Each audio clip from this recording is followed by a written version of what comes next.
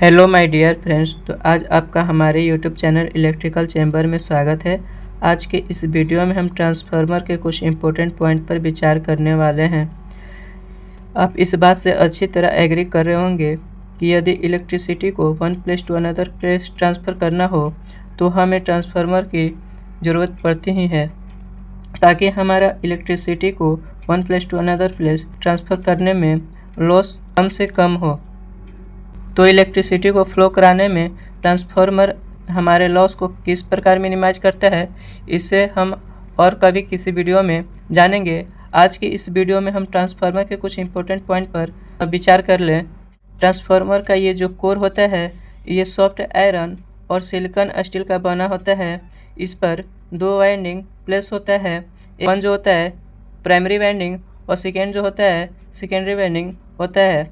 ये जो वाइंडिंग होता है, ये दोनों वाइंडिंग कोर से और एक दूसरे से भी इंसुलेटेड होता है। इसका मतलब ये हुआ कि ये जो प्राइमरी वाइंडिंग का वायर है, इसके सेकेंडरी वाइंडिंग के वायर से टच नहीं है, यानी मैग्नेटिकली कपल्ड है पर इलेक्ट्रिकली कपल्ड नहीं है। ट्रांसफार्मर का कोर होता है, ये थिन सॉफ्ट आयरन और सिलिकॉन स्टील का बना होता है, जो कि लेमिनेटेड होता है। लेमिनेटेड इसलिए होता है ताकि इसका जो रिलक्टेंस है, कोर का जो रिलक्टेंस है वो कम हो। रिलक्टेंस कम होने से इससे जो फ्लक्स है ये इजीली फ्लो होगा primary winding to secondary winding. आप लोग में से बहुत लोगों को ये पता नहीं होगा रिलक्टेंस कहते किसे हैं। ये जो रिलक्टेंस है, इसको हम समझने के लिए इलेक्ट्रिक सर्किट का हेल्प लेने वाले हैं, जिसकी मदद से आपको हम रिलक्टेंस अच्छी तरह से समझा पाएँ। आप ये देखते होंगे, यदि किसी कंडक्टर से हम इलेक्ट्रिसिटी को फ्लो करवाएं, यानी इलेक्ट्रॉन को फ्लो करवाएं, तो इलेक्ट्रिसिटी को फ्लो होते टाइम इस कंडक्टर में रेजिस्टेंस आता ही आता है, या तो वो कम हो या तो वो अधिक हो। ऐसा नहीं है कि किसी भी कंडक्टर का रेजिस्टेंस जो होता है वो जीरो होगा। तो जिस प्रकार हमारे इलेक्ट्रिक सर्किट में रेजिस्टेंस होता है, उसी प्रकार मैग्नेटिक सर्किट में हमारा रिलक्टेंस होता है। जिस प्रकार रेजिस्टेंस इलेक्ट्रॉन के फ्लो को कम करता है, उसी प्रकार रिलक्टेंस जो होता है ये फ्लक्स के फ्लो को कम करता है। यदि किसी कोर का रिलक्टेंस कम है, यानी इससे जो फ्लक्स है इजीली फ्लो हो। जब हमने यहाँ पर इलेक्ट्रिसिटी की बात निकाल ही दी है, तो आपको इलेक्ट्रिक सर्किट और मैग्नेटिक सर्किट में कुछ कंपेयर भी बता देते हैं। जिस प्रकार हमारे इलेक्ट्रिक सर्किट में इलेक्ट्रॉन फ्लो होता है, उसी प्रकार हमारे मैग्नेटिक सर्किट में फ्लक्स फ्लो होता है। जिस प्रकार इलेक्ट्रिक सर्किट में हमारा रेजिस्टेंस होता है, उसी प्रकार मैग्नेटिक सर्किट में रिलक्टेंस होता है। जिस प्रकार हमारा इलेक्ट्रिक सर्किट में ईएमएफ होता है, ईएमएफ का फुल फॉर्म होता है इलेक्ट्रोमोटिव फोर्स, उसी प्रकार हमारा मैग्नेटिक सर्किट में एमएमएफ होता है, इसका फुल फॉर्म होता है मैग्नेटिक मोटिव फोर्स। ईएमएफ का मतलब हुआ कि इलेक्ट्रॉन को फ्लो कराने में जो हमारा फोर्स इस पर अप्लाई होता है, उसे हम ईएमएफ कहते हैं। फ्लक्स को जो फ्लो होने में इस पर जो फोर्स लगता है उसे एमएमएफ कहते हैं। यानी हम कह सकते हैं कि ईएमएफ के कारण इलेक्ट्रॉन फ्लो होता है और एमएमएफ के कारण फ्लक्स फ्लो होता है। इसके नेक्स्ट पॉइंट को हम समझते हैं। बहुत सारे स्टूडेंट को ये भी पता नहीं होता है कि कौन सा प्राइमरी वाइंडिंग है और कौन सा सेकेंडरी वाइंडिंग है। ये किसी को भी प्राइमरी वाइंडिंग और किसी को भी सेकेंडरी वाइंडिंग बताते हैं, जो कि पूरी तरह गलत है। हम प्राइमरी वाइंडिंग उससे कहते हैं जिससे हम सप्लाई देते हैं, और जिस पर लोड कनेक्टेड होता है उसे हम सेकेंडरी वाइंडिंग कहते हैं।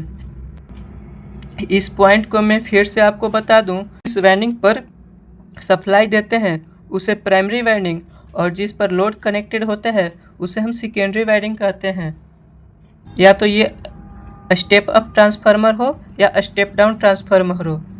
जिस पर हम सप्लाई कनेक्टेड करते हैं उसे प्राइमरी वाइंडिंग, और जिससे हम लोड कनेक्टेड करते हैं उसे सेकेंडरी वाइंडिंग कहते हैं।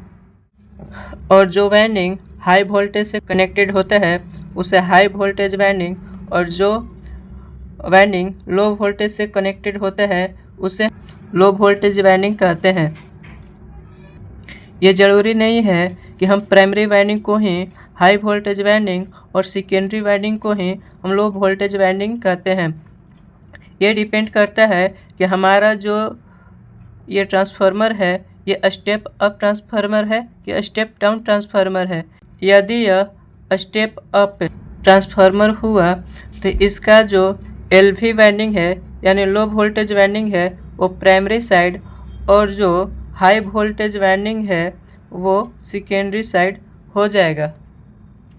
क्योंकि स्टेप अप ट्रांसफार्मर में ये वोल्टेज को बढ़ाता है। मैं एक बात आपको बता देना चाहता हूँ कि ये जो ट्रांसफार्मर को हम स्टेप अप या स्टेप डाउन कहते हैं, ये वोल्टेज के अनुसार कहते हैं। यदि ये वोल्टेज को इंक्रीज कर रहा है तो इसे हम स्टेप अप ट्रांसफार्मर कहेंगे। यदि यह वोल्टेज को डिक्रीज कर रहा है तो इसे हम स्टेप डाउन ट्रांसफार्मर कहेंगे। अब ट्रांसफार्मर में जो लो वोल्टेज वाइंडिंग है वो प्राइमरी वाइंडिंग है, जिसमें number of turn compare to secondary कम है। प्राइमरी वाइंडिंग का जो वाइंडिंग है इसका जो टर्न है ये कम होगा कंपेयर टू सेकेंडरी। यदि हम स्टेप डाउन ट्रांसफार्मर में देखें तो हमारा जो हाई वोल्टेज वाइंडिंग जो होगा वो प्राइमरी साइड कनेक्टेड होगा, और जो लो वोल्टेज वाइंडिंग होगा वो सेकेंडरी साइड कनेक्टेड होगा। इसका मतलब ये हुआ कि स्टेप डाउन ट्रांसफार्मर में प्राइमरी वाइंडिंग का number of turn secondary winding के नंबर ऑफ टर्न से अधिक होगा, और स्टेप अप में हमने क्या देखा था कि प्राइमरी वाइंडिंग का नंबर ऑफ टर्न जो है कंपेयर टू सेकेंडरी कम था।